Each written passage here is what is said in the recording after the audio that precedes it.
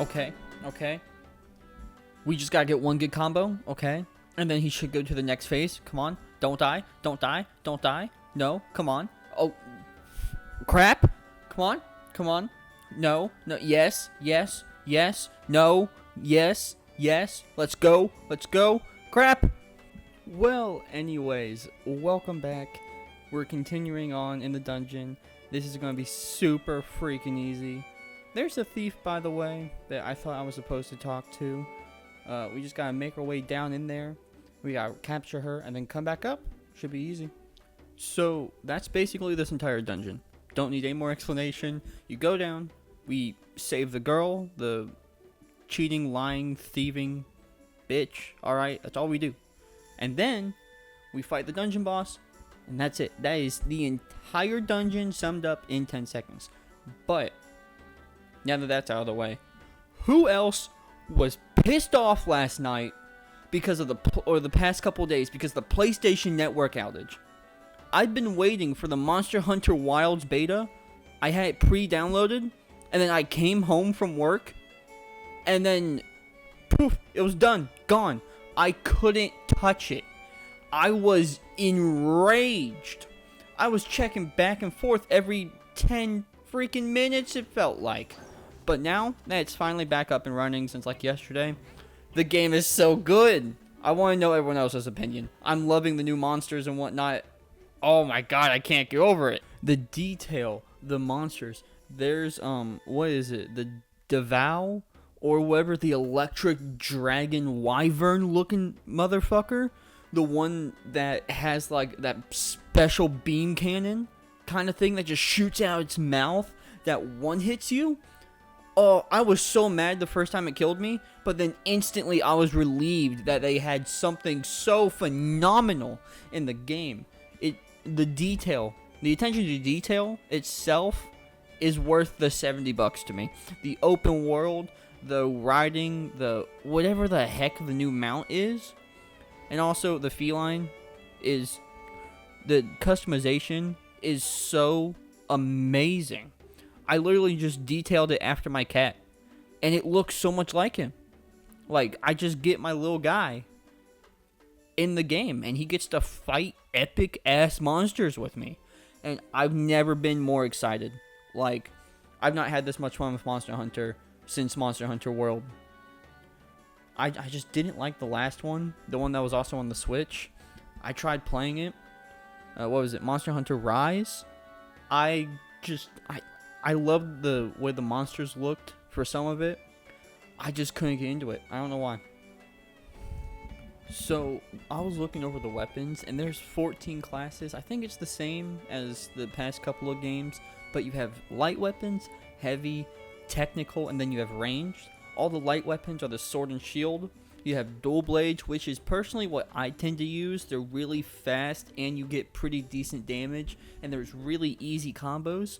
Then you also have the long sword. For heavy weapons, you have the great sword, the hammer, the lance, and the gun lance.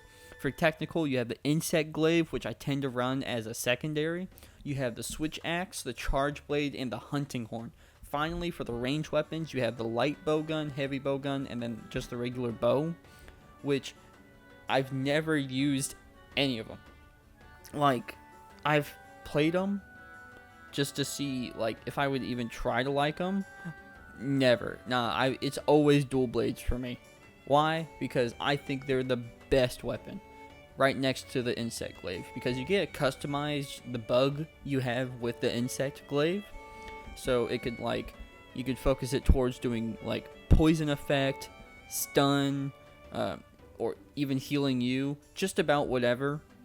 And that's why I like running as a secondary. Because if, say, I'm going against, like, what the heck is the frog-looking thing? The Choctacabra, or Chatacabra, whatever that frog, toad-looking alligator thing is. Say it was weak against stun, then I could use that, switch back to my dual blades, and while it's stunned, just keep pumping out damage with the dual blades. And I can't get over this game, guys. I could ramble for hours. But finally, we got to the thief, I'm gonna start talking about the game again for once. I'll shut up about Monster Hunter. We have to get the thief out of the cage. We have to do. You wouldn't believe it, but we have to do a puzzle to start the puzzle. I know, but listen, hear me out. You puzzle to finish a puzzle to puzzle a puzzle. That's all this game is. But after we do this, and I remember I have to go down and not up, you just have to go through exactly what you just did to come here. Go to the boss room, kill the boss, and it's just that easy. So if you do it right and you don't fuck up, everything just works out. Also, this room is terrifying because I forgot about it, and I messed up on my spin attack, so like there's that too. But these boys are strong and heavy hitters. So if I got hit like one, maybe two more times, I didn't think I could live 2 more attacks. I was just dead and gone for. But this is the middle of the dungeon. This is like the smallest dungeon I think in the game. It is just like 20 minutes, if that, I think. It's so simple. If you don't screw up. Which I'm pretty good at doing, to be honest. Like, it is like a 6th sense almost to screw up. I'm that good at it, and it's not on purpose. I wish all that skill of fucking up was in anything else. It's that bad. Just as you watch me play games, you'll see it more often. I promise. I don't know how many or if any of you are avid Pokemon fans as I am, especially the TCG and the games. I've been playing a bunch of Pokemon games recently, at least 3DS games, much like Link Between Worlds. And I go to Walmart, Target, and I always look in the aisles just in case I could catch them on a fresh restock. Holy hell, scammers need to fucking die in a hole. Like, I'll look on the prices online for just the newest set of Prismatic Evolutions. What in the actual fuck are those brain dead idiots thinking? Why are they ruining a hobby this fucking hard? Like, I've stopped. The past month, I've completely quit trying to buy Pokemon cards, enjoying the hobby. I've even thought about selling what I have. It is making me so damn irritated. And I don't know if anyone else is having this issue. Like, I cannot enjoy this hobby anymore with how these people are acting. I'm hoping I see someone in person just so I could have my chance to take out all my anger on some stupid piece of shit.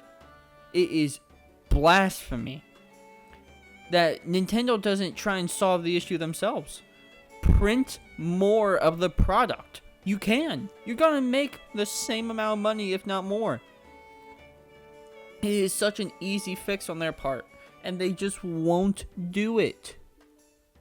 I don't think I've gotten a pre-order successfully off of Pokemon, the Pokemon Center website since, God, it's been a while. I think it was Shrouded Fable was the last time I actually got a Pokemon Center Elite Trainer box. It's killing me. I could go on and on about it, but I just let me know your guys' thoughts down below. Also, and hit the subscribe button, hit the like button, share, make more accounts, subscribe on all of those. I'm trying to see 1,000 by the end of 2025. I'm trying. I'm hoping to. I want to set more time aside, or at least get faster and more productive, more efficient at this entire process, editing, playing, recording. I'm trying. I appreciate it always. Whatever you want to do. Thank you. And back to the video. So, I don't know about any of you, but today I was just looking online after I took a break from editing because I was getting a headache from staring at a screen blankly. And I see on fucking Facebook on the news for my county, hey, watch out, hug your loved ones or whatever, because an 18-year-old just burned the general store to the fucking ground completely. Like, he lit the paper aisle on fire. Bro committed arson at 18 and started hurling balls of fiery toilet paper at the other customers in the store. Okay, so not only did he get arson charges, okay, and this happened actively, like, I don't know, like 7 p.m. And of course, being a smaller set of towns in this county, everyone somehow knows everyone, and you can't go out without people stopping you, making sure you're okay, which it's great in a way, or just stopping you, informing you of little tidbits and more information that you might not have known. I went to a Circle K like right around 10:30ish, and it already been like 4 hours since shit hit the fan and the kid burned the general store to the ground. And people were just asking me questions and questions. At least this one specific guy at the gas station was going up to everyone talking about it. And I was like, oh no, I didn't know who did it, blah blah blah, do you? And he's like, yeah, it was this kid, first, last name, I'm not name dropping. And he's just like, yeah, that guy fucked his life up, obviously. And I felt like a dick running away from the conversation because I was just there for Polar Pops, you know? Like, I wanted me some cherry Coke. But, regardless, does this happen to anyone else, like, just loosely throughout their lives? Like, I don't know. Like, something this stupendous has not happened in a while. Especially so freaking close. Like, at my house, I live decently close to the fire and police department in my county. So I heard the fire trucks and police and ambulance rushing past my house. It was loud. And then when I learned what for, I felt terrible. Because, like, I, of course, complained. Like, goddamn, turn your sirens off. But either way, like, let me know. Let me know down below, like, what crazy shit happens to you guys. Also, I'm going to go back and talk about the master ore that I got. There are other pieces of master ore, but I do believe the first piece lets you slightly upgrade the master sword. It gives you a bit more damage, changes the color of the sword a little bit too, and it's awesome. Like, the master sword upgrades in this game are a lot like Skyward Sword. They're really helpful. They're awesome. The first upgrade, I believe, takes 1, and then the second upgrade should take 2. And the second upgrade being a bit more powerful, if not, is at least equal to the first upgrade. Those chests are just amazing. I know there's another one of those chests in the water dungeon, though it gives you the blue tunic for the one I'm thinking of. But they are so nice. And I'm going to make sure to show you where every single one of them are, how you activate each one, and even where to go to upgrade the Master Sword, which you can only do the Master Sword upgrades in Lorule, where we are right now, you go to the blacksmith, and I think he mentioned it when we woke up. Like, hey, if you need that sword upgraded, just come talk to me with the materials and whatnot. It's pretty simple. You just talk to him and he's like, oh, alright, I got this, blah, blah, blah. And as we get closer to getting back to the main first room we started in, I would just like to note, that this is like one of the only times I've ever done this without screwing up, like somewhere in between. Like, that room beforehand, like 3 or 4 rooms ago, where I just hit the blue crystal ball, and all 4 of those, like, what is it, those enemies out right now, the like blue standing reptile things with capes, you can drop the girl as well, and it's hilarious watching her fall to her death, but it's not fun resetting. It's not. But we are next to the boss room, and now we just have to go get the big key, which is the most simple thing in this dungeon. Like, these puzzles are so simple. You don't even have to have her stand still for half of them. If you just both walk across at the same time. And the second big chest of this dungeon is actually the big key. Now we can finally go whoop this guy's ass, get a heart container, get the painting, and then continue on with the rest of the game. Now, let's lock the woman out of here. We don't need her. She should have fallen down a pit a long ass time ago. And let's fight the Red Skull. Now we're in the Marvel freaking universe. Why does the Red Skull have a shield? I don't know. And why does he not have the Tesseract? This is a really bad movie plot, Marvel. Gosh. But a real rundown of the boss. As you see, he has a sword and a shield that we can, merge into. He doesn't know what to do with us, so he just throws his shield back like he has right now, actually, and that's how he gets confused and how we can actually land hits on him for his first phase. I know you can do the dungeons in any order you wish, as long as you have the mandatory item for said dungeon. This one, if you even have the sword upgraded once before you come here, because you can get the other upgrade materials before you come to this one, he is so easy. Oh my god, you can do so much damage. And I know I have the upgraded bow, which does more damage than the Master Sword right now. But yeah, I am going to die here, I think. I have a potion, but I do not think that I'll actually need to use it. Hopefully, I don't take any more damage. I'm still going to use it just to be safe, because look at how close he is to dying, or at least going to the next phase.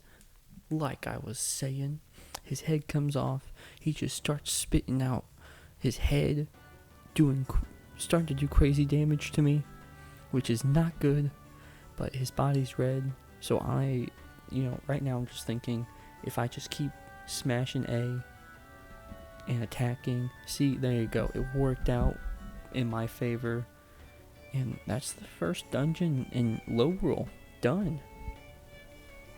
Though, one little difference compared to everything else, you don't get the reward after beating the boss. You have to go finish the quest with Thief Girl. You just go to her house. She treats you to a good time, I guess. Whatever thief girls do in their humble abode. And as I was mentioning the painting and whatnot, she's gonna go take us to it, so you still get it afterwards. It's just a nice little twist into how you get the reward. A bit more extra gameplay. And he has a little Rapids hat on that weapon there. Kinda looks like he stole it. That crimson bastard, look at him. Fucking robbing Ravio, our main man, the one we lent our fucking house to. And this guy stole from him? No, we can't have that. He's banished to this realm forever. I will purposely have a save file created right at the moment before we beat Ganon, or you Ganon, whatever you want to call him, so that this guy can spend an eternity never being saved. Because guess what? You don't screw with my main man Ravio and get away with it. Fuck you. But he's going on and on about how he rented the weapon. Of course he did. Can't lie to me. I know you stole it. You robbed him. You sand wizard. Ego prick. Get out of here. I'm leaving you here. God, I hate that guy. He's so stupid. But hey, there we go. My main man Ravio's on that shit. Look at him. He got his rod back. I'm doing his work for him. And this is weird. This is actually it. This is it. There's nothing else to do until we prep for the next dungeon. Well, anyways. Have a good day. Subscribe. Like. Run from pigs with shields and spears. And, well, be safe. Good night.